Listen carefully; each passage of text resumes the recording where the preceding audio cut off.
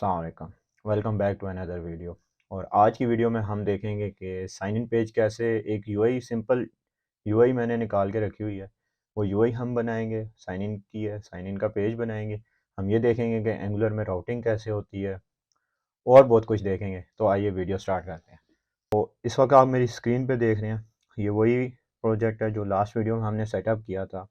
और इसमें हमने ये देखा था कि हमारे पास ये एक सैम्पल जो टेम्पलेट आता है एंगुलर का वो हमारे पास रन हो रहा था। इसके अलावा हमारे पास हमने देखा था कि ये सास फाइल बन रही थी,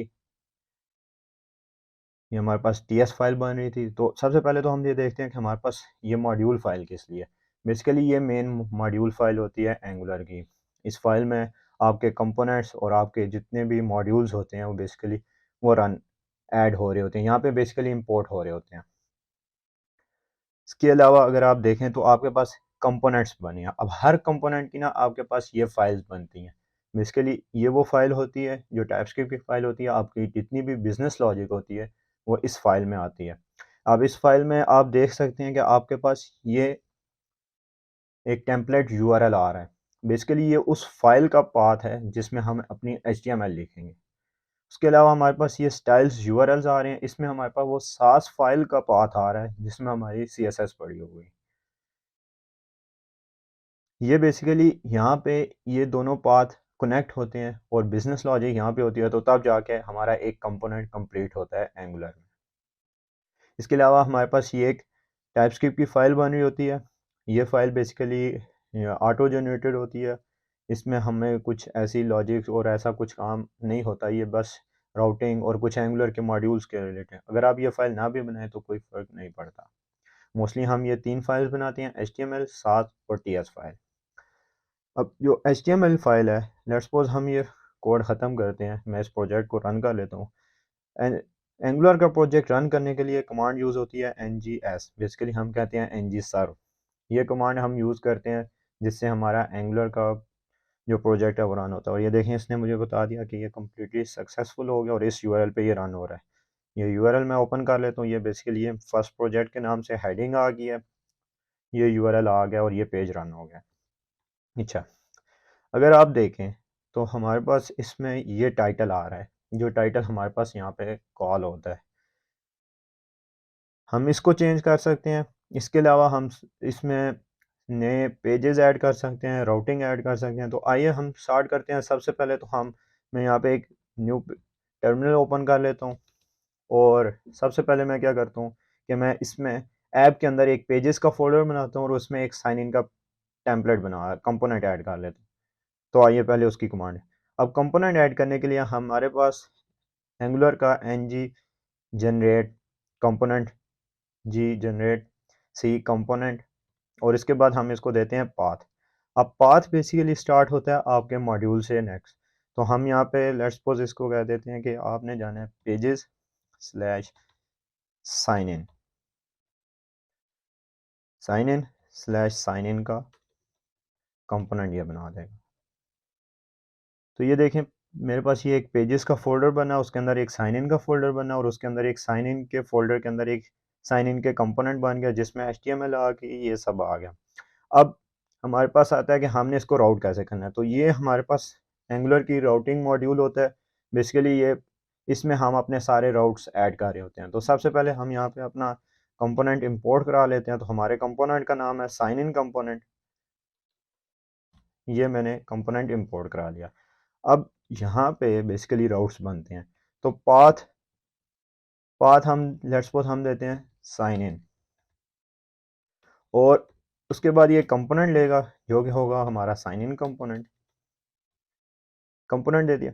ये आपका ऐप राउट्स बेसिकली जाता है आपके राउटर मॉड्यूल के अंदर, फॉर रूट के अंदर ऐप राउट लेता है। अब फॉर रूट बेसिकली आपका बेस रूट होता है जो आपके कंपोनेंट्स और मॉड्यूल्स को रन कर रहा होता है।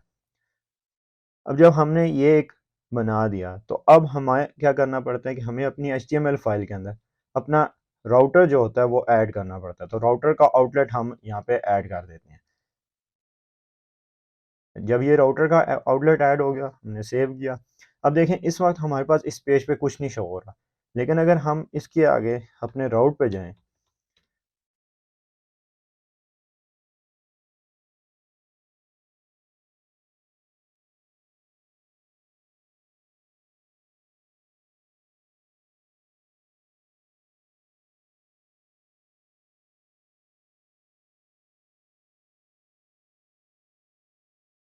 अच्छा, ये देखें, ये अब हम अपने पाथ पे साइन इन का पाथ, मैंने ये पाथ यहाँ पे स्लैश साइन इन डाला तो हमारा साइन इन वर्क्स।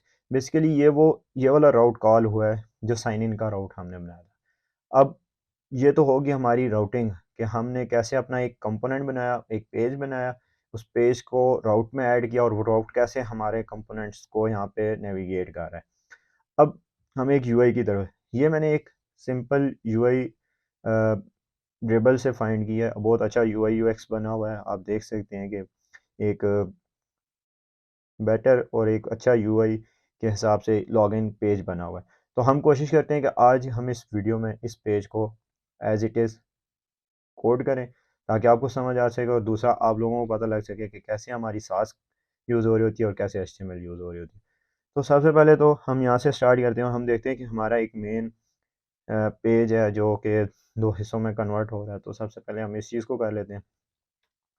देखिए, हमें एक क्लास, बेसिकली ये एक शॉर्ट फॉर्म है, यूज़ होती है। आप डॉट क्लास नेम लिखते हो तो आपके उस क्लास नेम के नाम से एक डिव बनी आ जाती है। तो मैंने एक कंटेनर के नाम से क्लास बना ली और मैं यहाँ पे आके सी एस एस इससे जनरेट किया। अब हमें पता है कि हमारे पास इसकी विड्थ 100% है, क्योंकि हमें एक बेसिकली हमें ये करना है कि हमें इसको हाइट और विड्थ जो देनी है वो अपनी स्क्रीन के हिसाब से देनी है। तो मैं इसको विड्थ जो दे देता हूँ वो 100 WH व्यू पोर्ट हाइट होती है बेसिकली, या आप यूँ कर सकते हैं कि आप इसको 100% दे सकते हैं। आप हाइट इसकी 100% दे सकते हैं। बेसिकली हम 100% इसलिए दे रहे होते हैं ताकि हमारी जिस स्क्रीन के हिसाब से हो उस स्क्रीन के हिसाब से ये स्क्रीन एडजस्ट हो, इसकी हाइट विड्थ। हम इसलिए इसको कांस्टेंट नहीं दे रहे। अगर हम कांस्टेंट देंगे तो कांस्टेंट में हमारे पास बहुत से इश्यूज आएंगे जो रिस्पॉन्सिवनेस में हमारे पास मसला करेंगे।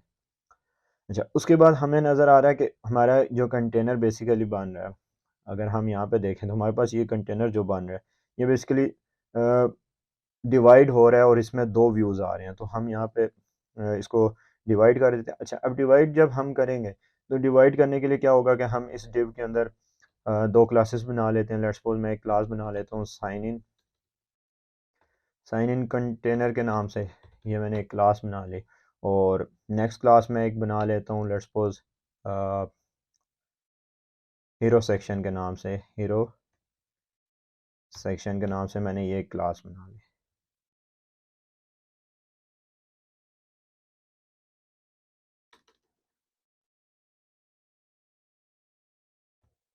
अब ये मेरे पास दो क्लासेस बेसिकली बन गई हैं। अब मुझे ये पता है कि मुझे इनको भी हाइट 100% ही देनी है। तो सास का हमें ये होता है कि हम एक लेआउट में चाह रहे होते हैं तो हम उसके अंदर ही उसकी क्लासेस लिख रहे होते हैं। हम CSS की तरह बाहर लहदा एक क्लास नहीं लिखते। तो जो क्लास कंटेनर के अंदर रैप होनी है तो वो कंटेनर के अंदर ही उसकी क्लास बनती है।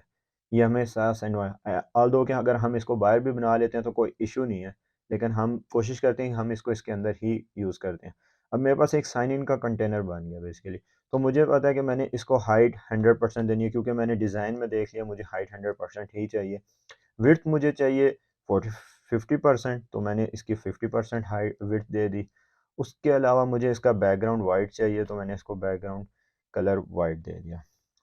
अच्छा, कलर्स के हिसाब से अगर आप देखें तो मैंने ऑलरेडी यहाँ पे एक स्टाइल्स एसेट्स के अंदर एक स्टाइल्स की फ़ाइल बना ली है, जिसके अंदर बेसिकली मैंने ये अपने वेरिएबल्स बना लिए हैं। सास का हमें ये एडवांटेज होता है कि हम वेरिएबल्स बना लेते हैं और उन वेरिएबल्स को यूज़ कर लेते हैं। तो मैंने ये एक सास वेरिएबल की फ़ाइल बना लिया अंडरस्कोर वेरिएबल्स डॉट सास के नाम से, और इसके अंदर ही कुछ बेसिक जो वेरिएबल्स जो कलर्स थे वो मैंने डिफ़ाइन कर लिए। तो अब इन वेरिएबल्स को जब मुझे यहाँ पे यूज़ करना है तो मुझे यहाँ पे पहले इसको इंपोर्ट करना पड़ेगा इस फाइल को। तो मुझे इंपोर्ट के लिए क्या करना पड़ेगा कि मैं इंपोर्ट लिखूँगा और उसके बाद मेरा एक यूआरएल आएगा बेसिकली, और वो यूआरएल इस तरह होगा कि हम उसको नेविगेट करेंगे उस एसेट तक, और ये मेरे पास वेरिएबल है। अब जब मैंने यहाँ पे वेरिएबल्स इंपोर्ट कर लिया तो अब मुझे यहाँ पे वाइट कांस्टेंट नहीं देना पड़ेगा। मैं बेसिकली उसको वेरिएबल दे दूंगा, वाइट बैकग्राउंड कलर आ गया। अच्छा, इसके अलावा हमारा जो नेक्स्ट हमने बनाया था वो था हीरो सेक्शन के नाम से, और हीरो सेक्शन में को भी हम सेम हाइट 100% देंगे, विड्थ 50% देंगे। इसके अलावा हम इसको बैकग्राउंड नहीं दे रहे, हम कोशिश करेंगे कि मैंने एक ऑलरेडी एक इमेज डाउनलोड करके रखी हुई है तो मैं कोशिश करूँगा कि मैं इसको इमेज को इसके अंदर सेट कर दूँ। तो फ़िलहाल हम यहाँ पे इसको इमेज नहीं दे रहे, हम जस्ट इसको एक प्राइमरी कलर के नाम से बैकग्राउंड दे देते हैं। मैंने इसको एक बैकग्राउंड के नाम से मैंने प्राइमरी कलर का एक वेरिएबल बनाया हुआ है और उस वेरिएबल को मैंने यहाँ पे यूज़ कर लिया है। अच्छा, अब ये 2 चीज़ें मेरे पास बन गई हैं, तो चेक करते हैं कि क्या हमारे पास कुछ शो भी हो रही है कि नहीं। हमारे पास इश्यू दे रहा है वाइट वेरिएबल का।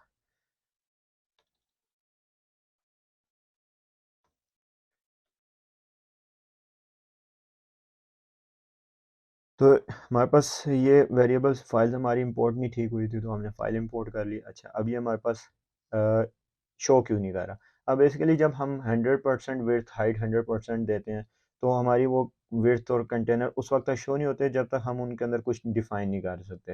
लेट्स सपोज मैं इसके अंदर एक डमी टेक्स्ट लिख देता हूँ लोगो के नाम से, और इसके अंदर मैं एक टेक्स्ट लिख देता हूँ जिसमें मैं लिख देता हूँ हीरो सेक्शन।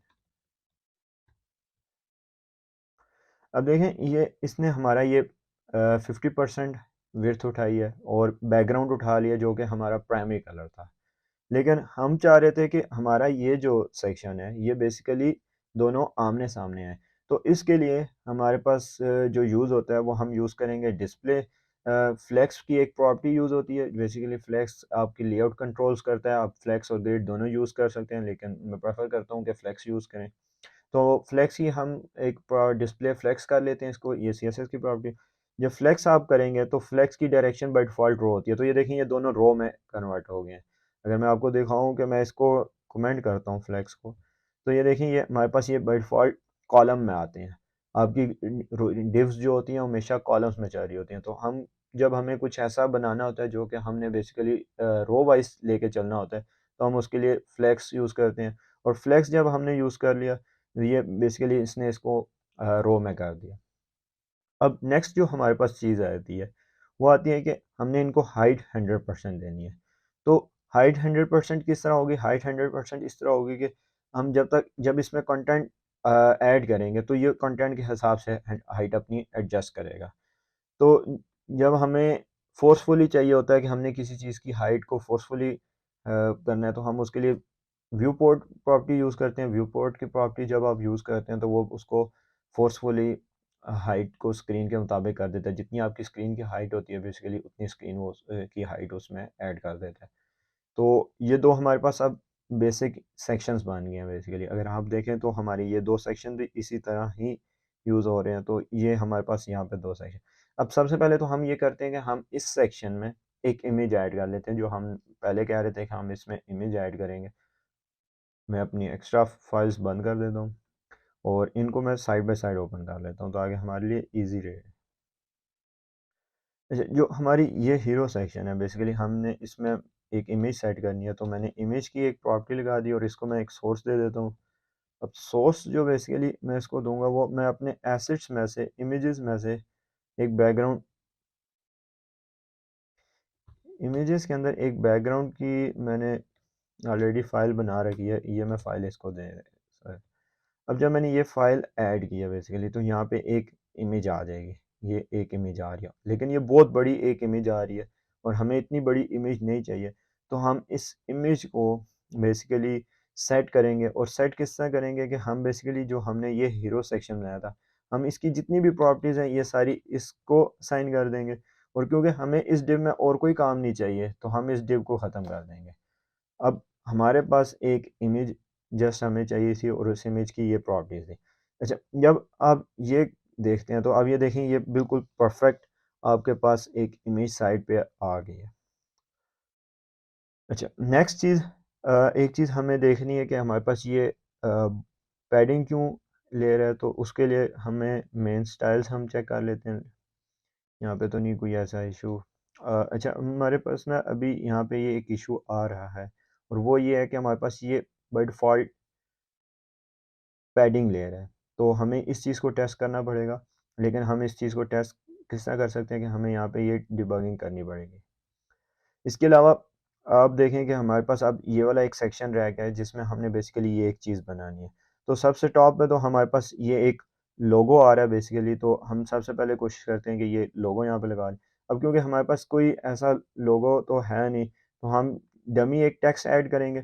तो सबसे पहले मैं यहाँ पे एक की हेडिंग बना लेता हूँ और जिसको मैं कह देता हूँ कि ये मेरा एक लोगो है और इसको मैं क्लास दे देता हूँ लोगो की। अब जब हम साइन इन कंटेनर के अंदर है तो अब हम लोगो की क्लास बनाई मैंने और लेट्स सपोज मैं इसको दे देता हूँ फ़ॉन्ट साइज 14 पिक्सल्स। तो हमारे पास यहाँ पे ये H2 का लोगो आ गया। अब क्योंकि इसका साइज़ काफ़ी छोटा आ रहा है तो हम थोड़ा सा साइज़ बड़ा कर लेते हैं। ये हमारे पास साइज़ बड़ा आ गया, लोगो आ गया। अच्छा, नेक्स्ट हमारे पास जो आ रही है चीज़ वो है हमारे पास वेलकम बैक का टेक्स्ट आ रहा है। अब अगर आप देखें तो ये बिल्कुल इसके सेंटर में आ रहा है, इस कंटेनर के बेसिकली सेंटर में आ रहा है। तो हम यहाँ पे एक अब हम जो साइन इन की प्रॉपर्टी है बेसिकली इसको हम डिस्प्ले फ्लेक्स दे देंगे और अब इसमें हम एक और प्रॉपर्टी यूज़ करेंगे जस्टिफाई कंटेंट और बेसिकली वो होगी हमारी स्पेस बिटवीन की और अलाइन आइटम जो होंगे हमारे वो सेंटर होंगे। जब हम ये अलाइन आइटम सेंटर कर देंगे जस्टिफाई कंटेंट स्पेस बिटवीन कर देंगे तो बेसिकली हमारी ये जो तीन चीज़ें हैं ये अपने स्पेस बिटवीन के हिसाब से एडजस्ट हो जाएंगी और अलाइन सेंटर करने का फ़ायदा हमें ये होगा कि हमारी ये चीज़ बिल्कुल सेंटर में आ जाएगी। आल दो कि हमारे पास ये चीज़ भी अभी हमारे पास टॉप पे सेंटर में आ रही होगी, देख रहे हैं आपके ये भी हमारे पास सेंटर में आ रही है। उसकी वजह ये है कि हमारे पास अभी कोई और कंटेंट ऐड नहीं है। तो हम सबसे पहले तो एक डिव ऐड कर लेते हैं और एक सेक्शन बना लेते हैं जिसको हम कहते हैं लेट्स सपोज हम इसका नाम दे देते हैं हमारा कंटेंट का कंटेनर हो गया।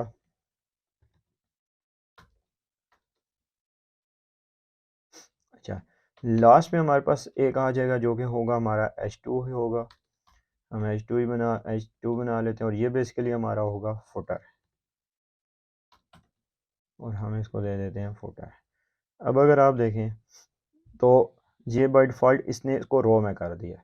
अब क्योंकि मैंने पहले बताया था कि जब हम फ्लेक्स लिखते हैं तो हमारे बाय डिफ़ॉल्ट डिस्प्ले रो में होता है तो हमें इसको कॉलम में करने के लिए फ्लेक्स डायरेक्शन यूज़ करते हैं जो कि कॉलम में होती है। तो जब हमने इसको फ्लेक्स डायरेक्शन कॉलम किया तो ये देखें ये कॉलम हो गया। अब क्योंकि ये दोनों सेंटर में आ रहे हैं हमें ये दोनों सेंटर में नहीं चाहिए तो हम इन दोनों को रैप करेंगे एक डिव के अंदर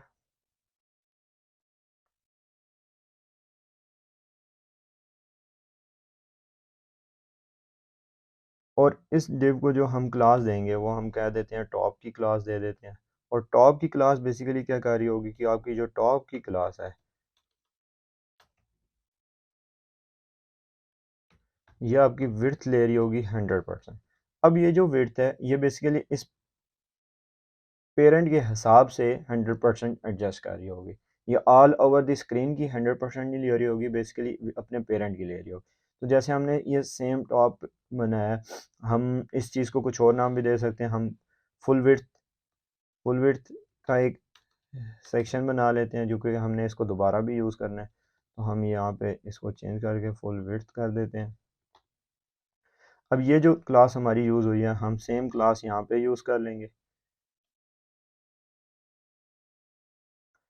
तो हमारी ये फुटर भी हमारा लेफ़्ट साइड पे आ जाएगा। अब हमने जो कंटेंट अपना डिज़ाइन करना है वो बेसिकली यहाँ पे है। तो सबसे पहले तो इसमें एक वेलकम का टेक्स्ट आ रहा है तो हम कहते हैं वेलकम बैक का एक टेक्स्ट हमने लिख लिया, ऐड कर लिया। अब ये वेलकम बैक का टेक्स्ट ऐड होने के बाद हम कहेंगे welcome back please enter your details. तो बेसिकली ये हमारा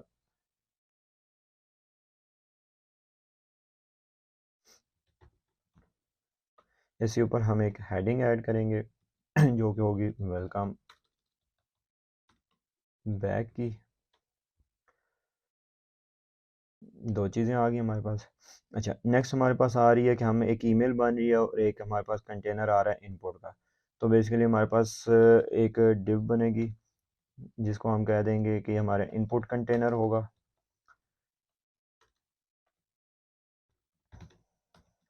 अब बेसिकली ये एक लेबल लेयर है तो हम यहाँ पे एक H4 का लेबल लगा लेते हैं जिसमें हम लिख लेते हैं ईमेल और इससे नीचे ये एक इनपुट लेगा। तो ये एक इनपुट होगी जिसकी टाइप होगी टेक्स्ट।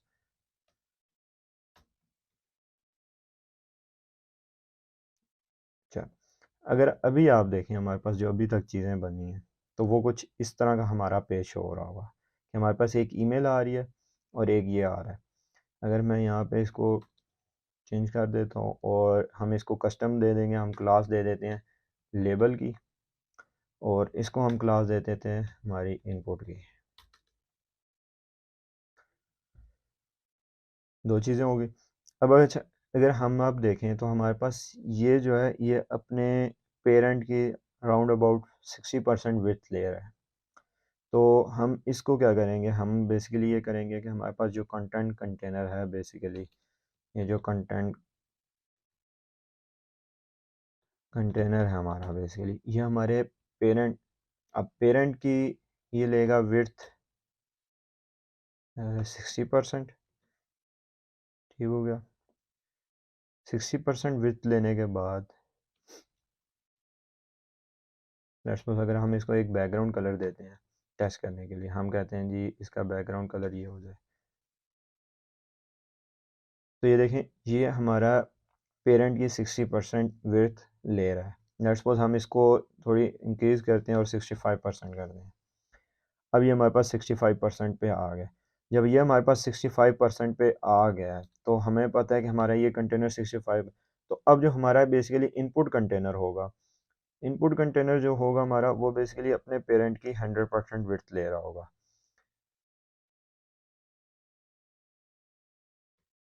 ये हमारे पेरेंट की 100% विड्थ ले रहा होगा और इसके अंदर हमने एक इनपुट की क्लास बना ली है। बेसिकली इनपुट की क्लास क्या कर रही होगी, विड्थ 100% ले रही होगी।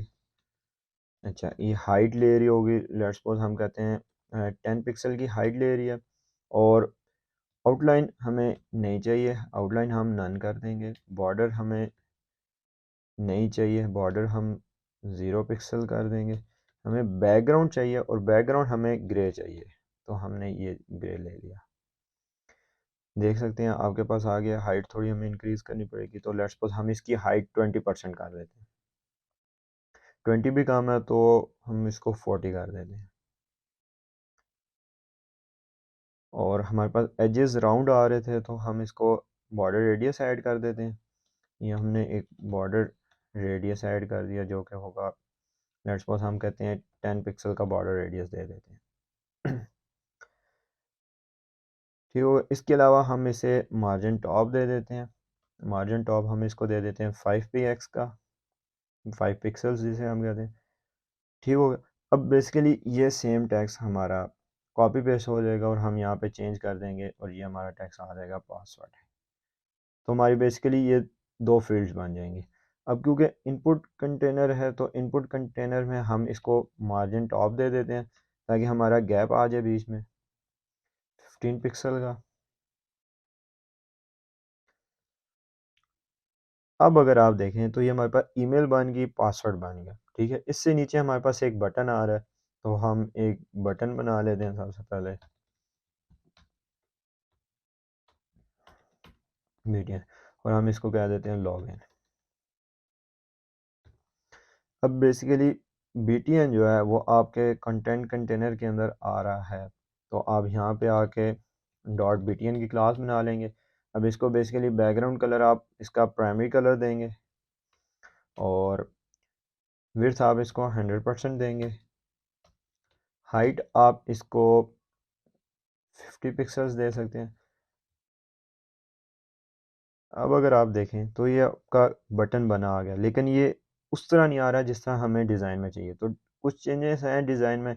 डिज़ाइन में जैसे टेक्स्ट हमारे पास सेंटर में आ रहा है, टेक्स्ट वाइट कलर में आ रहा है, बॉर्डर रेडियस है, तो ये चीज़ें हमें डिज़ाइन में ऐड करनी पड़ेंगी। तो हम इसको सबसे पहले तो हम इसको बॉर्डर रेडियस दे देते हैं जो कि 10 पिक्सल्स का है। मार्जिन टॉप दे देते हैं 15 पिक्सल्स। इसके अलावा हम इसका टेक्स्ट, अब टेक्स्ट सेंटर करने के लिए हमारे पास डिस्प्ले फ्लेक्स की प्रॉपर्टी यूज़ होगी, align atom centre, justify content centre. और टेक्स्ट का कलर हमारे पास वाइट है तो हम कलर वाइट दे देंगे। अब ये देखें कि इस बटन की लुक इस बटन जैसी हो गई है।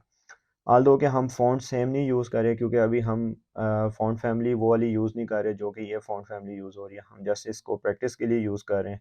प्रैक्टिस एक डिज़ाइन बना रहे हैं तो इसलिए हमारे पास फ़ॉन्ट फैमिली के काफ़ी इश्यूज़ आ रहे हैं। तो इस चीज़ को हम नेक्स्ट वीडियो में देखेंगे कि कैसे हम फ़ॉन्ट फैमिली ऐड कर सकते हैं। डिफरेंट फ़ॉन्ट फैमिलीज़ हम यूज़ कर रहे होते हैं एक प्रोजेक्ट में, इवन सिंगल फ़ॉन्ट फैमिली भी यूज़ हो रही होती है। तो हम नेक्स्ट वीडियो में देखेंगे कि हम कैसे फ़ॉन्ट फैमिली ऐड कर सकते हैं और इसके ऊपर फंक्शनैलिटी ऐड कर सकते हैं।